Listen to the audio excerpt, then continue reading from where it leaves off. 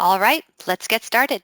My name is Allison Rendelman, Customer Success Associate Team Lead here at YCharts, and I'm excited to introduce today's webinar in which our President and CEO, Sean Brown, is joined by Shirl Penney, the President and CEO of Dynasty Financial Partners, to discuss his 5 tips for future-focused RIAs.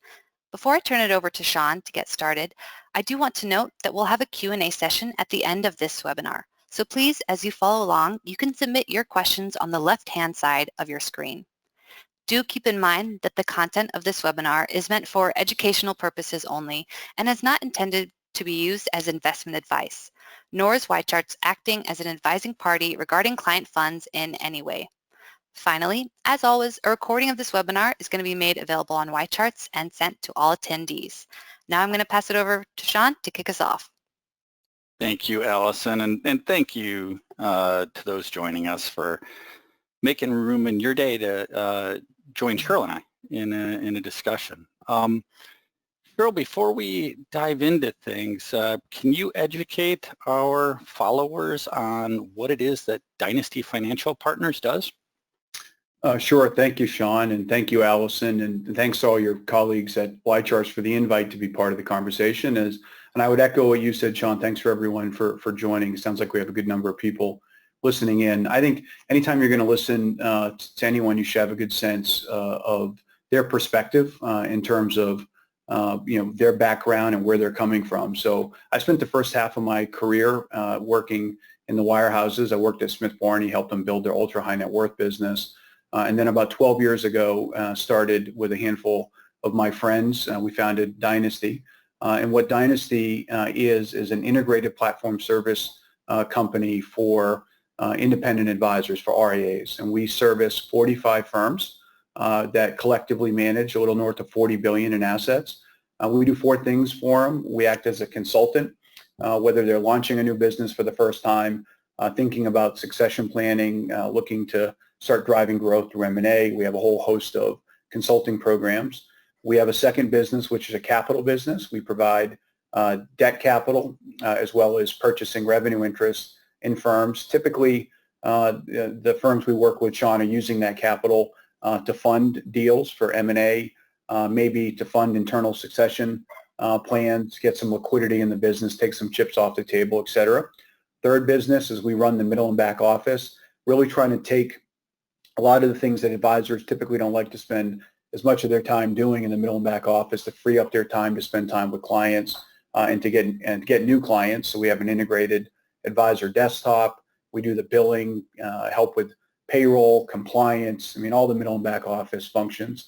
And then lastly, we have an investment platform. People in the industry would refer to that as a TAMP, turnkey asset management platform, SMAs, UMAs, alternatives, et cetera. And a big part of that chassis is YCharts. And we've enjoyed an incredible relationship, Sean, with you and your team. We're, I believe, one of your largest clients. I know that our advisors all across the network rave about the capability set of YCharts, and we're super proud of being a large and growing partner of yours. No, thank you, Shirl. I think the neat things about your perspectives and a quick introduction to YCharts. We're about 2 things. We're about enabling smarter investment decisions, number 1, and number 2, improving client communications. We have a little bit north of 5,500 clients. The vast majority of those are wealth advisors. So when I pair together Shirl's background and my background, both of us are in the business 24/7 all day in speaking to wealth advisors. And Shirl's business is creating an offering that helps provide an enormous part of the operational infrastructure for advisors. And YCharts playing a small role in helping advisors make some decisions and communicate better. So it's neat for me when Shirl and I sat down to talk about what a future-ready wealth advisor looked like. It was neat, the amount of experience we were able to draw on there. So excited to have this discussion. Yeah. But let me forward the slide, and maybe we can talk about some things we'd like to achieve on this discussion. So first of all, COVID-19, really, really interesting change agent in the industry. The very fact that I'm working from my home right now and you're most likely to hear yet another dog barking says business is real different now than it was. And we're coming off the heels of an 11-year bull market, which quickly turned into about a 6-week bear market, which seems to have, now turned into a really nice bull market again. None of that changes the fact that while you look at the NASDAQ 100 and it's right back to its all-time high, and you start to see some lines and say, wow, maybe capital markets are similar, everything has changed. So the thing Shirl and I would like to talk about is, what does that future-ready RIA look like? How do you orient your practice to be ready for the future? And how does your strategy, your operations, and the way you market all have to tie together for your success? Shirl, anything else you'd add to things we want to cover today in a few short slides? No, I think that's a good summary. I'm excited to get to some questions, see what the listeners want to talk about. I agree, obviously, with the slide that you put together here. I think that, anytime there's a jolt to the system, what oftentimes happens is an acceleration of trends that were already underway. So many of us, you and I are entrepreneurs building our business. The beauty of what we get to do is we get to live our American dream by helping to power others live theirs. And we're talking to a whole host of entrepreneurs that are on this call now. And, we've been talking about using, technology and video technology and getting more digital and getting into the handheld device in terms of how we communicate, with our clients and our employees. And the last couple of months forced us to do it. So what probably otherwise would have taken several years to get there, we've been able to get there, in a number of weeks. And so I think a lot of the trends that you were seeing have just been accelerated. And I think it's going to have pretty profound ramifications on the industry, and that's a lot about what we're talking about today.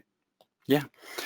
And I think one of the things I'd say, and we started to postulate about this 8-9 months ago, is in an 11-year bull market, I think there was a tendency for some advisors to get maybe a little bit complacent in saying, hey, in a bull market, every quarterly statement I'm sending out to Mr. and Mrs. Jones is the trend lines are heading up and to the right. So there was not a major impetus to really substantiate your fees, to improve your communication, to make sure you had airtight operations. All of the stuff that's happened over the past 3 months has really highlighted that things are changing and advisors need to change. So why don't we jump forward and talk a little bit about the framework that we've put together. So it was interesting when Shirl and I sat down and said, well, what are the big pieces of advice that we'd offer to advisors? We said, well, let's have a succinct list. And we said a list of 5 sounds like a sufficient list that should be both broad but also specific. And as we started talking about the key concepts, it was interesting and a bit ironic that those 5 key tips that we had fell into an acronym that is the word focus, F-O-C-U-S. And it was ironic because that word focus is actually an underlying tenet that we're talking about, which is to be ready for the future. You have to have a clear picture where you're going, and you have to be laser guided and focused in how you're going to get there. So just to tee up for you, F that we're going to talk about stands for fortifying your value proposition and balance sheet. O stands for your operational infrastructure. Make sure you have the technology, processes, and tools you need to advance your business cause. C is for communication and having an effective communication strategy, both proactive and reactive. U is unite and be part of a community. And finally, S is do all the right things now to scale your business. So Shirl and I's hope is in talking a little bit about each of these letters in the word focus, we can not only share a few things that we've learned, but also talk about, where relevant, anecdotes or specific parties in the market that may be doing it really well. So let's get into it. Let's start with the letter F. Hey, Sean, in full disclosure, I want to give you the majority of the credit for focus, by the way. So when we were prepping for this, we got together and Sean said, look, you're working with 45 of the top independent wealth management firms in the industry. Just tell me what you're learning by interacting with those firms. And we had a conversation, and from that conversation, it was really Sean who put this together, I think, in such a succinct way. So I just want to say thank you in advance, Sean, to you for doing the heavy lifting and having me on to kind of talk through it with you. Yeah, I'll provide the easy acronyms. You've got the depth of great insights that are coming. So let's get into it. So let's talk about the F for focus. So two components that we discussed about F for Fortify. One is your value proposition. The other is your balance sheet. So Shirl, why do you think it's important? Has it always been important, and why is it important now that there is differentiation in the business model that an advisor is setting out? Who's the target market? What's the service offering that they're providing? Yeah, it definitely has always been important, but I do think it's becoming more important. There's a lot of talk in the industry about margin compression, and maybe a different topic for a different time in terms of why that's happening. It's really not so much on the revenue side, it's more on the cost side, because it's becoming more expensive to service wealth businesses, which is why you're having some margin compression. But what I found, whether it was when I was working in the wirehouse, working with some of the top captive advisors in the industry, or now working with some of the top independent advisors, as things have become in the industry a little more commoditized, the two things that I think are the hardest to commoditize and the things that clients are really willing to pay for is quality of service and the quality of advice that they receive from their advisor. And if you think about that as a backdrop, and then you look at point number one here on your slide, it's a lot easier to really drill down and provide high quality of service and advice if at least some portion of your business is targeted towards a specialization or a niche. And if I look at across the Dynasty network and the firms that we service, the ones that are growing the fastest on average have a component. Again, it doesn't have to be the whole firm, but a component that's really focused on, divorce situations, or our firms in Texas that are really focused, on the oil and gas space, or we have firms that focus on franchisees, entrepreneurs and the life journey of entrepreneurship, athletes and entertainers. I mean, we have these various businesses that have that focus, and the result of that, it allows them to really invest from a professional development standpoint on their team, themselves, the advisors, to really go deep into a depth of knowledge around something that's of significant importance to that underlying client. And then from a service perspective, they can really build a scaled service delivery around the specific needs of that client segmentation.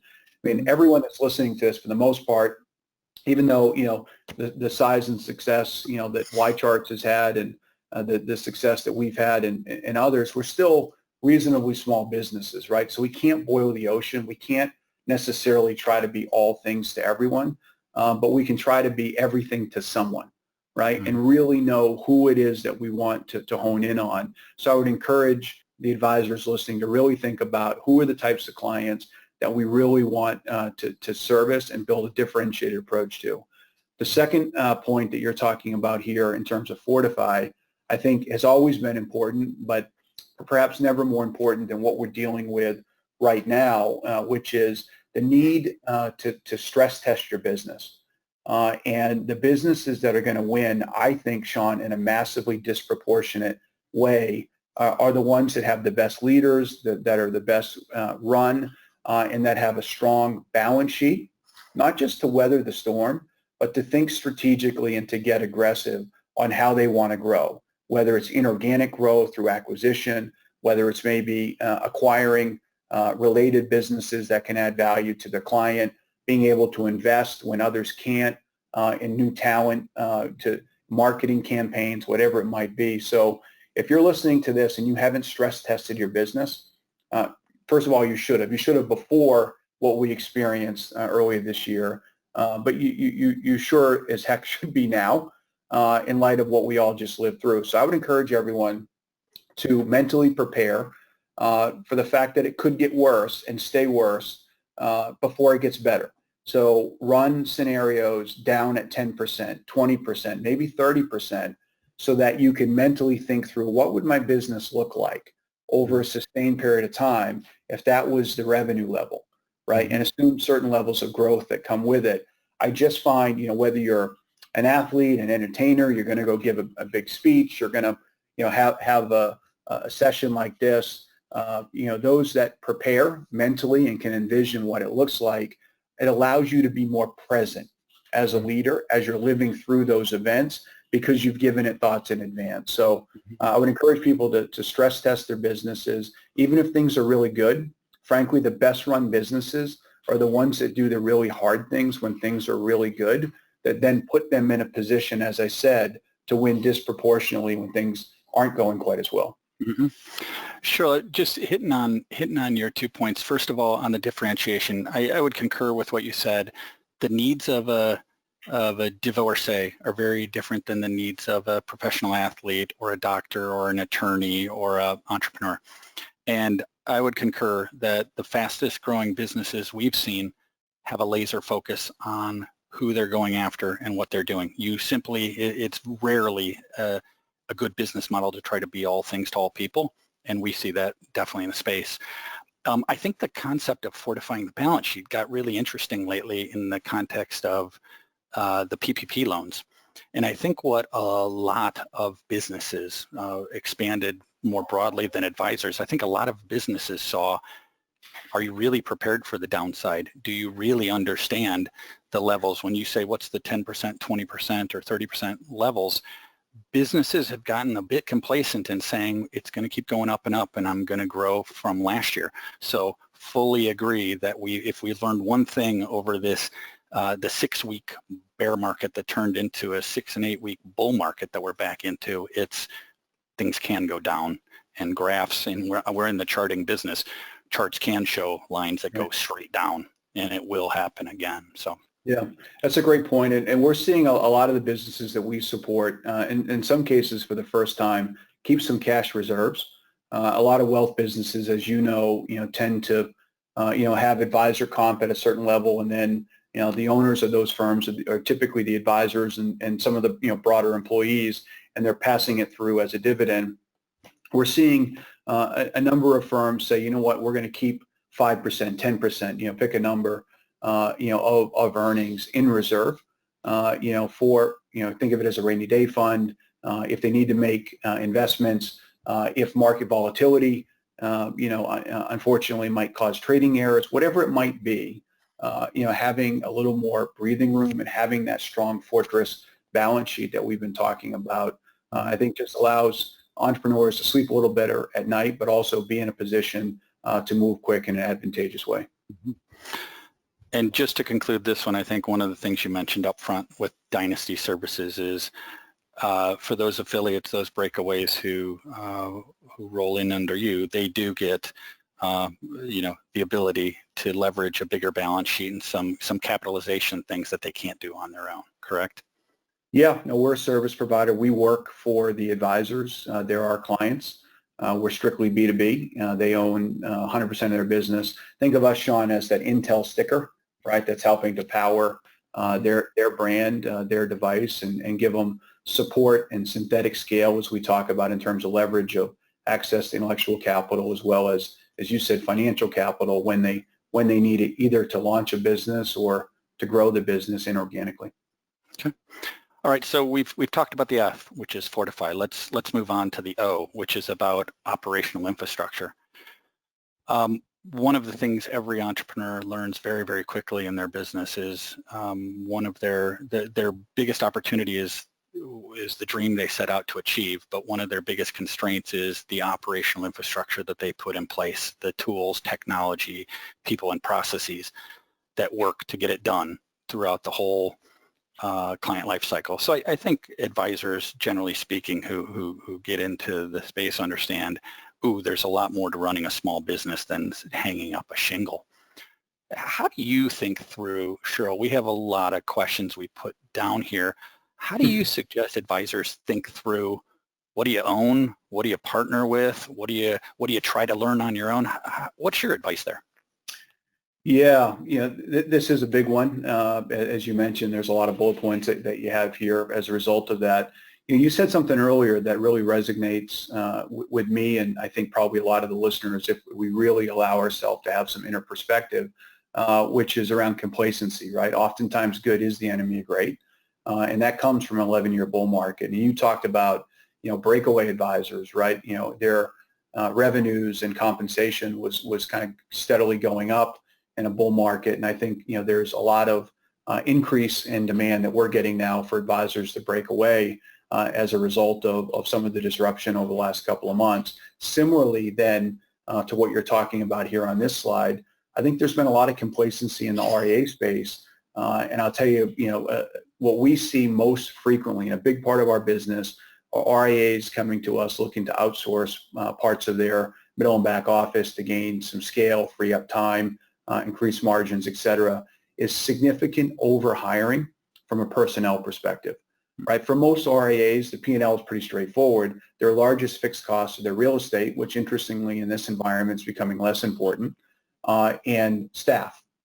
And, look, in an 11-year bull market, a lot of us as leaders in our organizations know that these are things that ultimately we need to deal with and we should focus on, but, we don't ultimately do it.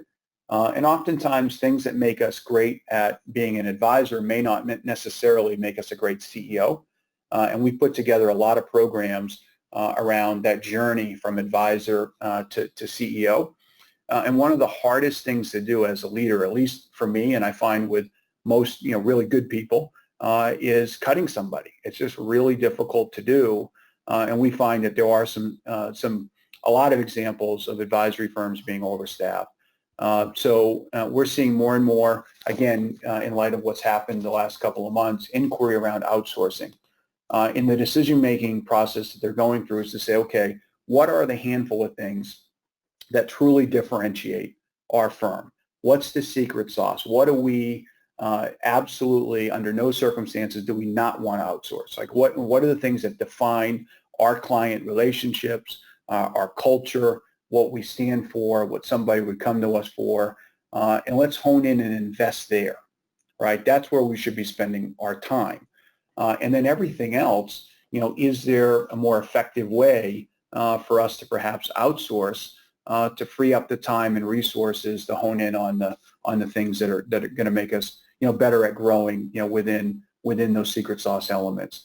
And then more broadly, the firms that we're working with now also that are growing, not just, from a new client acquisition perspective, but from a margin and profitability and therefore valuation perspective, are the ones that really have a strategy around broad-based tech enablement of their firm. And that could be, how do I tech enable my compliance programs, right, to make it color by numbers for my employees? How do I tech enable my portfolio delivery around, model portfolio design, execution, trading? Am I still customizing hundreds of clients one by one? Obviously not very efficient. So we're seeing a lot more model portfolio delivery. How do I automate my marketing and use digital to drive it, and then connect it, into my planning software and proposal generation, right? How do I put tools together, that are not just best in class, but that integrate, right, and allow my employees to work smarter and more efficiently? The good news is there's more people than ever who need financial advice. And good or bad, depending upon your perspective. I might say bad, but as an industry, we're not doing a good job of attracting new advisors into the industry. So you have a bit of a supply and demand imbalance, right? There's plenty of people who need advice, and the firms that leverage their operational infrastructure and tech enable and have a strategy that says, tomorrow I'm going to cover 200 clients the way that I cover 100 today because of that tech enablement. Those are the firms that are going to far outgrow those that don't have a strategy around that transformation within their business. Yeah, I think one of the, you mentioned, the real estate and the hiring. One of the challenges with any small business, and, Shirl, you obviously have lived and breathed this with Dynasty, is a lot of investment you need to make is a stair-step function. You know, there comes a point in time where you say, I need an HR department. There comes a point in time where you say, I need legal. There comes a point in time where you say, I need a CRM. And these aren't gradual investments. These are stair steps that you have to ante up on.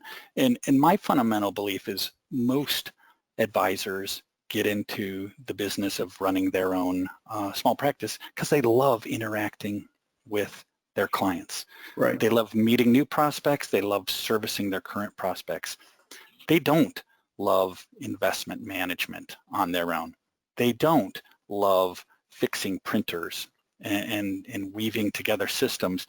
I continue to look at an offering like the one that Dynasty Financial Partners puts out and say, hey, if your secret sauce is you want to focus on relationships and you want a lot of that hard work that's very time-consuming work around the other operational infrastructure, the back office stuff, get some help on that kind of stuff. And I know every practice has to make their own decision, but I've just seen way too many entrepreneurs and way too many wealth advisors specifically who are bogged down on non-value added stuff that probably somebody else could do better for them.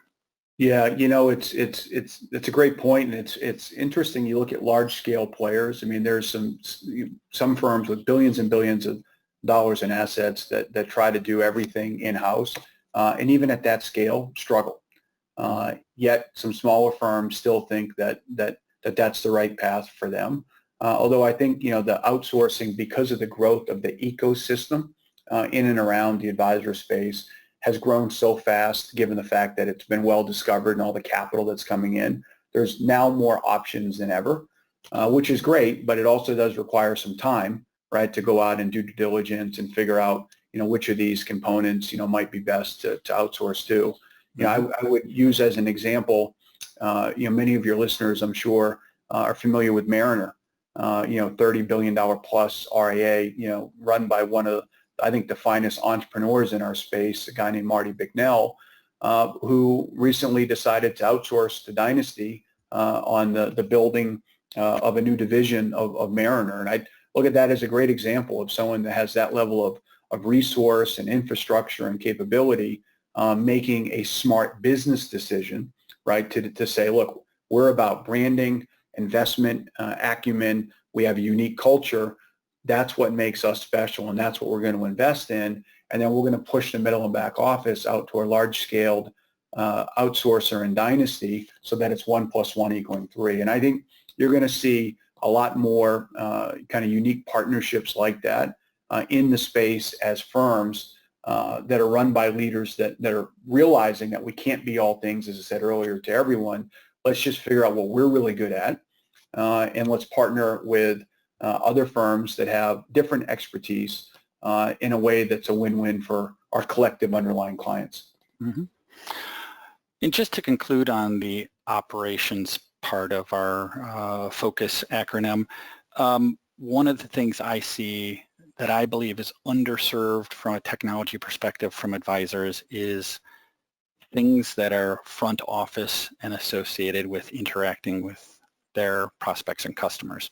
I still think we're 5 to 10 years behind in saying, hey, well, my clients are perfectly satisfied with receiving a once a quarter statement via paper mail, and every once in a while I send them an email. I think the time has long passed that people should start making investments in CRM, investments in digital marketing, investments in podcasts, blogs, and other ways to touch their customers. Because guess what? Even if your client base is in their late 50s, mid 60s, and not that tech enabled, their progeny are. And their progeny have very different needs than mom and dad do. And the sooner everybody is seeing that the wave of the future is maybe some different types of communication, and it takes systems and it takes processes to have this stuff. But I think we as an industry do pretty well on a lot of the back office functions. I just think there's a vast opportunity for us to do more in terms of client portals, digital marketing, putting tools in the hands of the end customer. I think that's where the market's going. Yeah, I think you're teeing yourself up well for the transition to communication. Yep, let's go there. So C, communication. So Let me tee this up for you. YCharts did a study, did a survey in the market October of last year. Again, it was during the bull market, and we asked advised individuals, again, not advisors, but those that are advised by advisors. We asked almost 700 advised individuals to tell us about communications, and we heard some really, really interesting things. The biggest thing was there was across the board dissatisfaction with the amount of communication they received from their advisor. But they forgave them of that, right? I already mentioned when the quarterly statements come and they're all going the right direction, there's not a whole lot of people saying I'm really bugged that I haven't heard from my advisor in the last 3 weeks. What they did tell us during this bull market was there are 3 consequences, though, of inadequate communication. Consequence number 1 is I'm not going to be that confident in the financial plan that my financial advisor put in front of me. Okay, so the fundamental thing, a financial plan and what you're going to do with my nest egg, I have limited confidence in that. Number 2, the number 1 source of new business for advisors is referrals. They advised individuals made it clear to us they would not want to recommend their advisor if their advisor's communication wasn't good. And number 3 is the really critical one, which is they would have a propensity to listen to other advisors. And much like in the movie Jerry Maguire, where Cuba Gooding Jr. at the end of that movie and Jerry are hugging each other, and the all-pro quarterback looks over and says, I want my advisor, I want my agent relationship to be like that. It's the same thing with advisors. So I think what we heard is there's significant consequences to not communicating well. And our recommendation, and I'll turn it over to you, Shirl, our recommendation was think about communication in a 2x2 matrix. Sometimes, axis number 1 is who are you communicating to? Are you communicating narrowcast just to 1 or a few clients, or are you broadcasting to everybody? And then the other axis is what's the cadence? Are you communicating a one-time, maybe reactionary mode, events happened or a client inquiry, or do you have a sequenced thing? Hey, I do weekly podcasts, I do monthly blogs, I do every 6 weeks I try to make a phone call. We've advised advisors to really have a strategy and then start executing on it. But I want to pause there, Shirl, and say, what's your thoughts on communications, how we're doing and how we should be doing with advisors?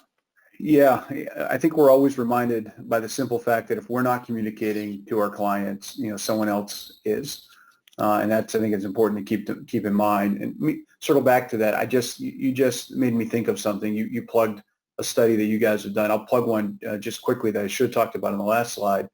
We partnered with a consulting firm called Advisor Growth Strategies not too long ago, and we put out a piece of research which was really interesting, looking at average profitability of RIAs that were coming onto our platform or RIAs that Advisor Growth Strategies have worked with previously compared to those RIAs that we've launched when they were breakaways.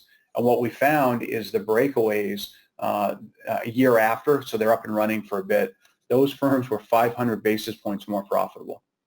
And the reason for that wasn't that we were saving them a lot of money on outsourced technology, although it was a little bit of it. It was really personnel, because the breakaways didn't have any experience running an RIA.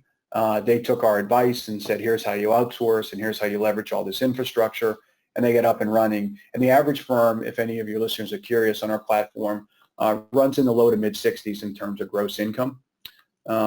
So after all their fixed and variable costs, all in, they're kind of in the low to mid 60s, depending upon what they pay for real estate and the market they're in. And the RIAs that were coming to us were, in the mid to high 50s. And once they did some outsourcing and streamline operations, et cetera, they then started to move into the mid 60s. And Sean, if you put even a 6 or 7 multiple on some of these firms, you're talking about increasing the valuation of these firms by a third, once they make those adjustments. So if anyone, I think our information is at the end. If anyone would like to see a copy of that study, in the spirit of this dialogue here, we're happy to forward it to anyone. Back to communications, I think it's just like when we talk about communicating with our employees or communicating, with our clients. As leaders, we have to remember it's not a one-size-fits-all approach.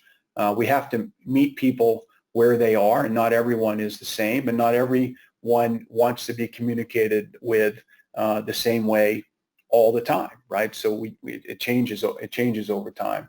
And I think, what you're saying in terms of having a strategy is critical, right? So, we talk about it as a brand architecture, where you are now, where do you want to be in 5 years, and what do you need to do in those incremental steps to get to have your brand be where you want it to be over a 5-year time frame. And then oversimplified, I think, what we should think about is how do we make prospects and clients, because you mentioned referrals, how do we make them huge fans?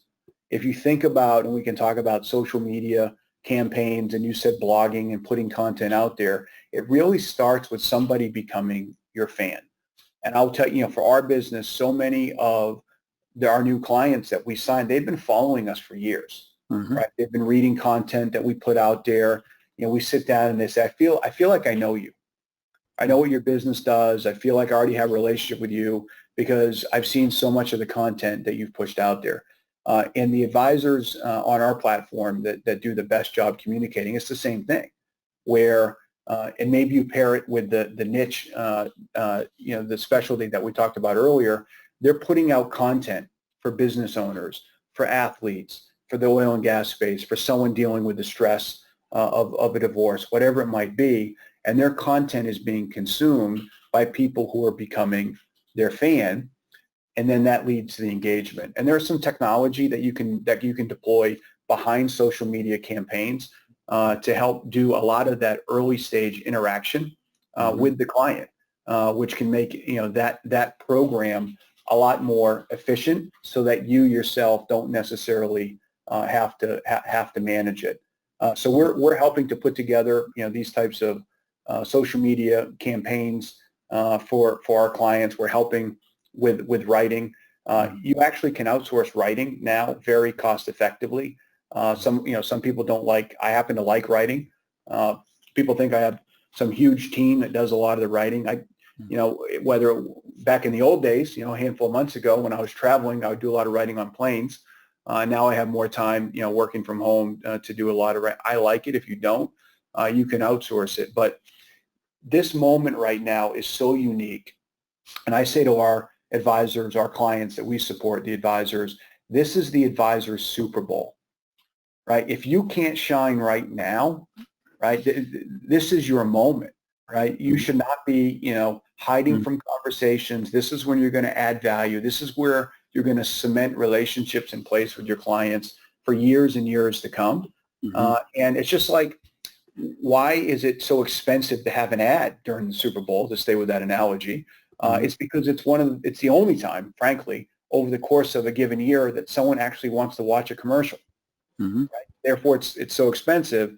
Now is one of those rare times over the course of our career when everyone actually wants to talk to a financial advisor, right? Everyone wants to know, what you're thinking. So I would say dust off the CRM, the mailing lists, however you've prospected before, and be proactive right now.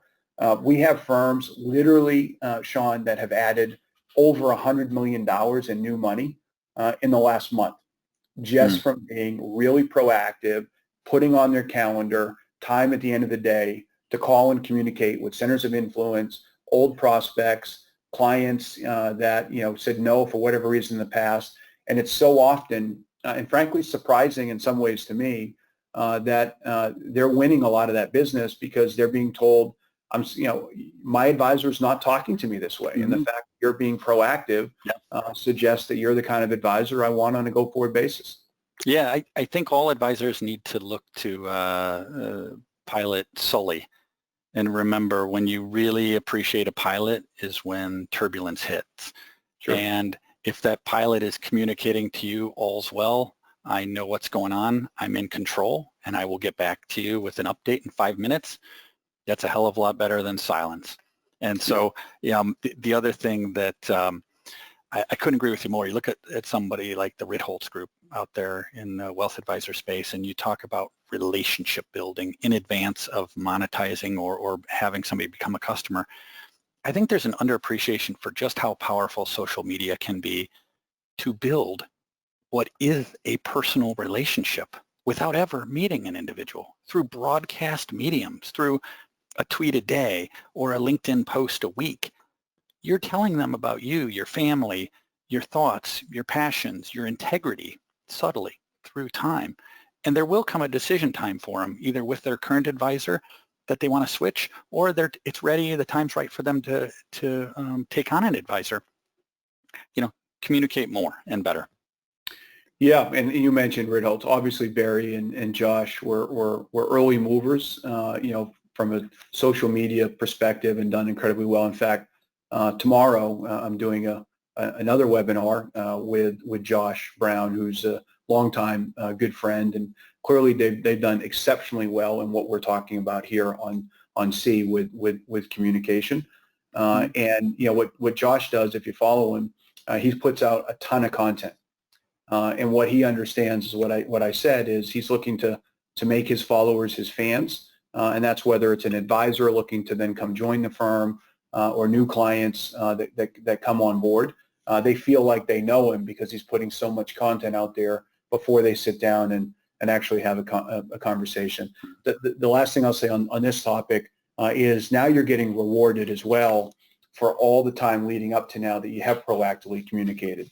I was talking earlier with a group of advisors at Fusion, which is an RIA in Long Island that we work with. They do an incredible job in the area of behavioral finance, and they've really educated their clients through proactive communication about one of the biggest risks, to their investment plan is themselves. And they put out really well researched pieces around the topic, and the result is they've had very positive conversations over the last several months because it's a living case study and example of all the things that John Blau, who runs that firm, and the other advisors have been educating and communicating proactively to their clients leading up, to the last couple of months. I think this it's a good segue into our next letter of our acronym, which is U for Unite. And sharing ideas, and we started to get into that a little. Shirl, I don't know if you've ever seen an accurate statistic, but I've struggled over the years to answer a simple question, which is what portion of the American population that would qualify from an asset size to have an advisor actually has an advisor? And the best I've come to by doing some math on number of households in the U.S. and number of households with over 100,000 in investable assets, the best I've come to over the years is whatever that number is, it's at least 2 to 4 times what the current number of people that are advised is, meaning only 25% of the market is currently being served by an advisor, which says to me, this is not a zero-sum game where one advisor gets a customer, that means another advisor loses a customer. There's a huge pie out there. And I'll pause there to say, do you have a perspective, or have you ever heard a good number for what percentage of the market that could be advised is actually advised? Well, I'm going to take a different angle to it, because this is something, Sean, that I don't even know that you and I have ever talked about, but it's something I'm very passionate about. I'm a fellow at the Aspen Institute, and we spend a lot of time looking at things around wealth inequality, financial literacy, financial wellness of the country, et cetera. And I think we could do a completely different and frankly twice as long webinar on this topic. For me personally, I think it's frankly a longer term issue of national security. It's a huge problem for this country. The financial wellness of the country, whether you look at federal government, state governments, pensions, endowments, a lot of corporations, the fact that 70% of Americans can't put their hand on $500 in an emergency, that's a problem, right? And that's not necessarily the question you're asking me. But the flip side of that, I suppose, is the other 30%, they have wealth in a traditional, assets under management type program that certainly you could build a business around. But my hope is that we as a profession, and the challenge is we only have 300,000 financial advisors, and that number goes down every year because, as I said earlier, we're not attracting more. How do we do more as a profession and as an industry, right, to lift up and bring the American dream more and further along for 100% of the people, not just the 30% of the people who have assets, who have a positive net worth that could be advised to. So I think it's on all of us as an industry to do our part to help advise, all Americans, right, regardless of where they start, from a wealth, health perspective. So I agree, that there's a supply and demand imbalance. That's all good. I think I would challenge us as an industry to do more. But also what I think you're getting to here, to shift gears a little bit, is the notion that even the best advisors, the best entrepreneurs, you want to be independent but not alone. And you want to be around other high-quality people because I find winners surround themselves by other winners. So people who may have very different backgrounds, but from an integrity standpoint, line up with who you are as a person. But you can learn something from everyone. And I can tell you that never has our community within the Dynasty Network been more important to those that are in it than the last 3 months.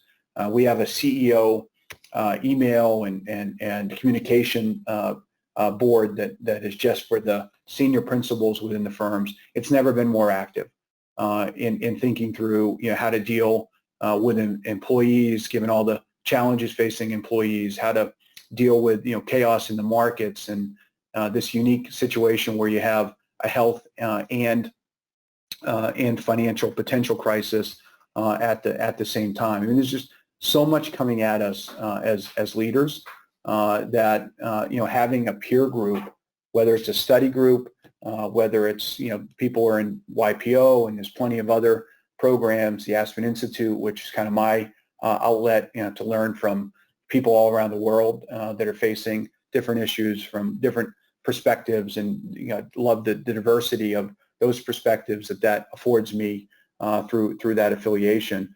I just think that the more you can learn, listen, right, then the better position you're going to be in to create meaningful action. And this concept of unite, the best firms do it. They're proactive, and it's not just the principals. We have something we call Dynasty Days, where it's mid-level junior people within the firm getting together to share best practices on their roles and function within the organization. And I would just encourage everyone to do that. We sometimes do rotations. Staff members go and spend a week with other firms and move around so they can kind of get best practices and learn how other firms do it. So I would encourage people to think outside of the box. There's no monopoly on great ideas in the industry, and the more we can unite, as an industry set, the more we're going to be able to get back to the first point, which is deliver, world-class financial advice to more Americans who, in some cases, sorely need it. Yeah, absolutely wonderful point, Shirl. Especially every single American would benefit from financial advice. There are so many people doing interesting, creative, innovative things. There's many cases you do not need to recreate the wheel. You can partner with a firm like Shirl's who can teach you to do it. You can look and find your own hero in the market if you want to see what a thought leader looks like, or you want to see what somebody who puts out interesting investing advice like a Charlie Bolello, or how to manage social media like the Ritholtz Group. They'd be flattered if you copied them, honestly, and I'd probably have to check in with Josh because maybe there's certain exceptions to that. But all I'd say is there's a lot we can learn from each other. There's a lot advisors can learn from each other. Do so. You may be independent, like Shirl said, but you're not alone. So, hey, let's get to our last letter. We're at S, which is scale. So Shirl, tell me how you talk to your the parties you do business with. How do you get them to think about scaling their business? Give us some lessons. Yeah, oftentimes as entrepreneurs, we talk a lot about a business plan, and that's important. Again, as someone who studies entrepreneurship and supports a lot of entrepreneurs, I think you come to realize there's really four key variables that determine the success of a venture. Oversimplified: the quality of the team, the quality of the plan. Do I have the capital when I need it to execute, and what's my timing? And timing can be, in the market. Timing can be with what's going on with you at home, personally. I mean, all those things factor into it. So now, some of us may have a little bit more time where we're not necessarily managing the employees in the office. It's more of a remote environment. Maybe we're in a more comfortable setting at home that allows us to be a little more to have a little more interperspective. I would encourage everyone, take a piece of paper and think through, do I have the right plan with the right team right now to execute against the plan? Do I have the capital I need? And how's my timing, right? What does that look like for me to accomplish what it is that I want? The second thing, to your question, Sean, about what are some of the things that we really push on our clients to do, aside from a business plan, is we like to build a financial model. And the financial model as an entrepreneur is really helpful because it's not tied to time. It's more of an academic exercise tied to financials, right? So if you're a $2 million advisor, revenue advisor listening here, you're building a model that then looks at your business when you're doing 5 million, and then maybe 7.5 and 10 million, et cetera, right? And it gets back to something that you said earlier, Sean, which is it now allows me to think about, okay, when might I add another person in operations?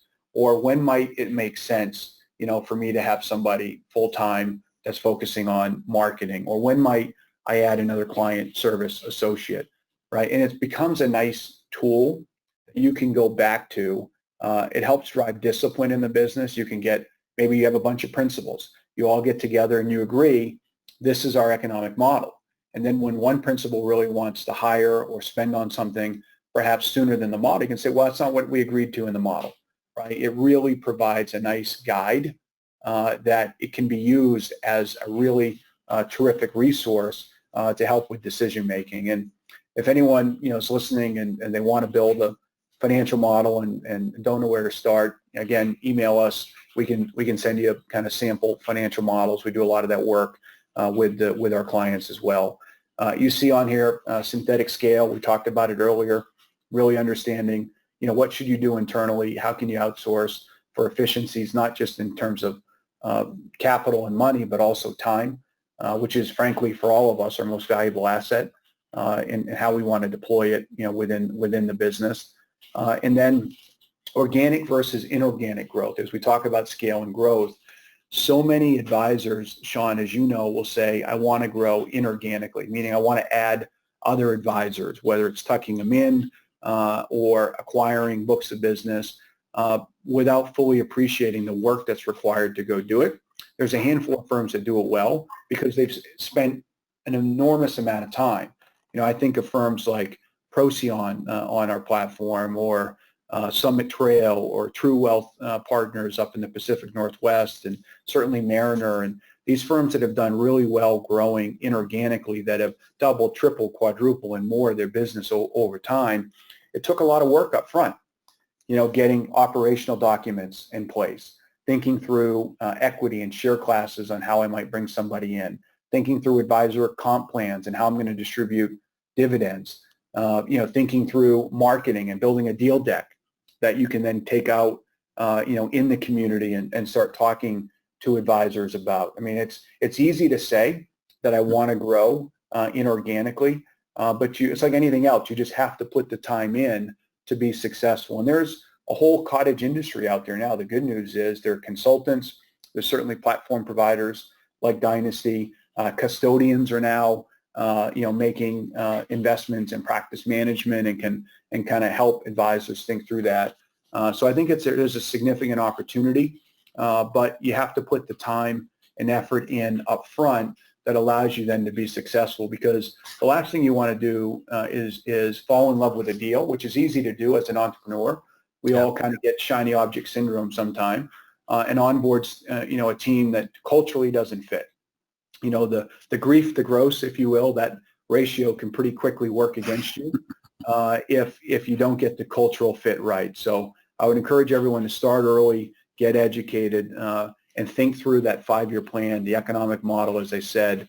How am I going to grow organically, inorganically? Do the work up front, because when it comes to a lot of this, the battle is won, just like in the art of war, before the first shot is ever taken. Mm-hmm.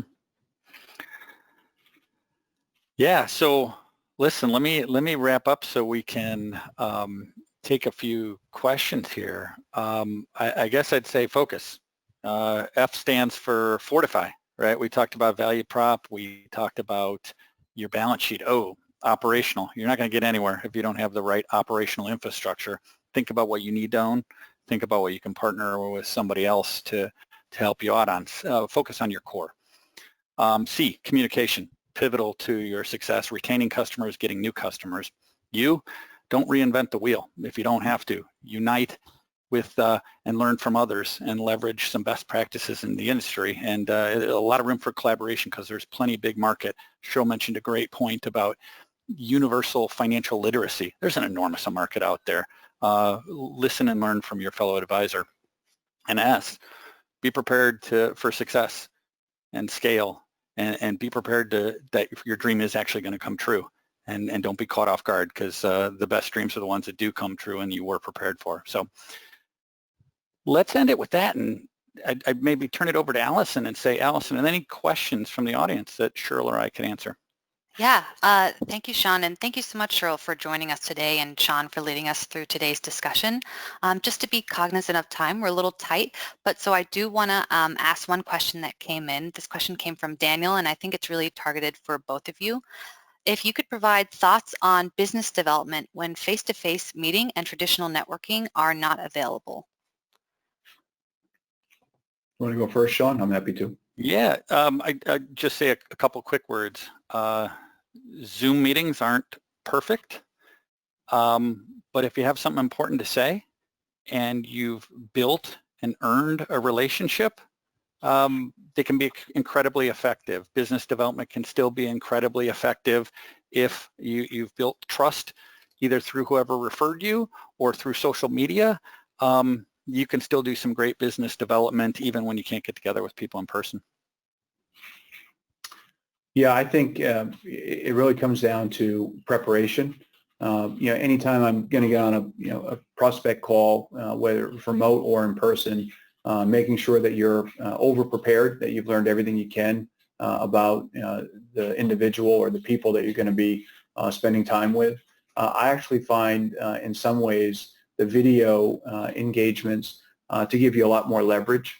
Especially if you're communicating with clients or there's a group of prospects that you want to speak to collectively, taping, some key points and getting that message out in a scaled way can be very impactful. The other thing is I find that it's easier to keep someone's attention perhaps when you're sitting face to face with them. So what we've tried to do is, we at Dynasty, we might do a full day, what we call VIP meeting, where someone's coming in and getting educated on the entire suite of services. What we're doing then on the video component is breaking it up.